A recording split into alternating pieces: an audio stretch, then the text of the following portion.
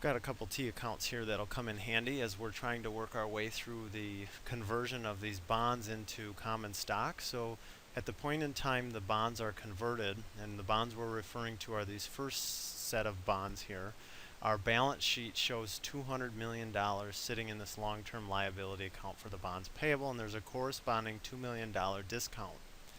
Now, we learned prior that the bonds are originally recorded as complete debt, and then now when they're converted to equity, they're going to be removed from debt, and so we're going to debit the bonds payable and credit the discount account for the entire amount, even though only 90% of the bonds were converted. And you might ask, well, why aren't all the bonds converted? And we don't know why. There may be some bondholders that really find this bond attractive and aren't interested in common stock. It's too risky for them, and so they want to hold on to the bonds. But remember, with this bond we have a callable option, and we're told that right somewhere here, right? The bonds are callable at 101 beginning in 2016. So regardless of whether those bondholders want to hold on to the bonds, the company can force them to forfeit the bonds in exchange for 101% of the face value.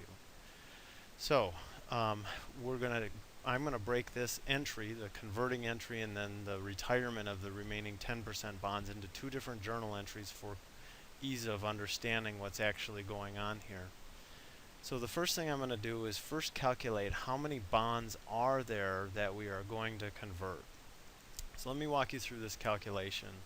We have the face value of the bonds is the face value is $200 million. And the way we got that is, before we had this thing record at the net value, we add back the $2 million discount.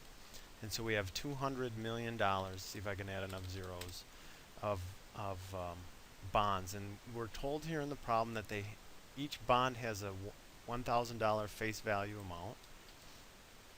And so the number of bonds is the $20 million face value divided by the $1,000 per bond. So that tells us that I think this is 20,000 bonds. It's 200,000. Sorry, 200,000 bonds that are currently outstanding.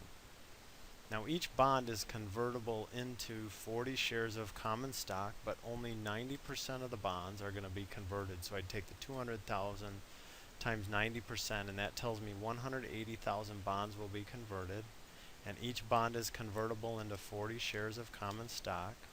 So that tells me I'm going to issue, as a result of this conversion, 7.2 million shares of common stock.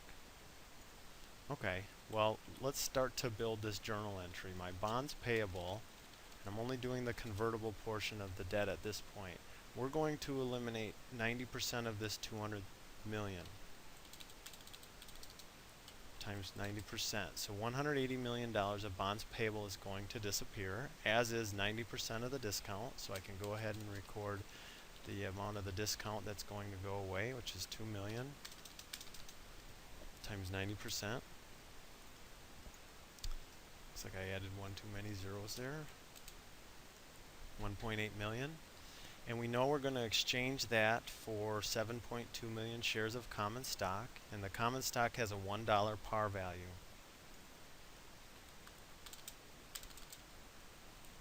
So we issue common stock in the amount of $7.2 million. Okay, so at this point, there's not much else to the journal entry when we're converting this debt, because we're not receiving cash, and we're not paying cash to exchange the debt for equity. So this last account, paid in capital in excess of par, is a plug figure where we take the face value of the bonds and subtract the amount of the common stock and any discount or premium that was exchanged. So this should be the journal entry to convert the 90% of the bonds payable.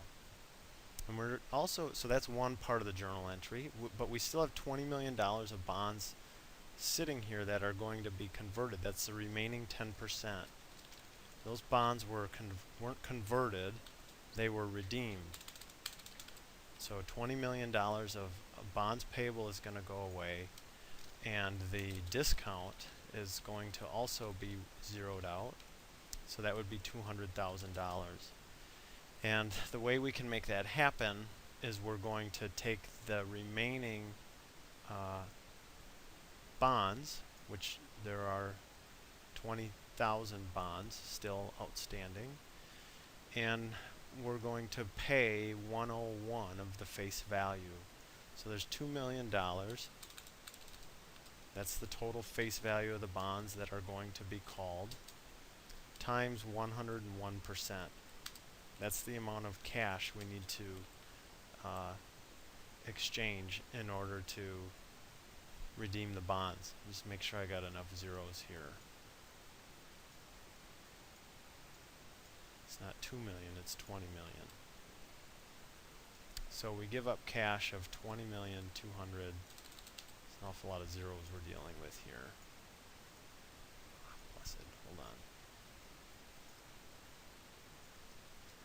Okay, debits don't equal credits. Remember, I got to put here what happened. This is cash. It's going down. If you remember way back when we talked about retiring debt before it's mature, and that process said you make these entries first and any remaining difference is a plug. So we need to debit something for $400,000, and at this point it would be loss on early retirement of the bonds or something like that, debt extinguishment, some sort of an account like that. The point is that this account is a debit, which is an expense or a loss in the current accounting period.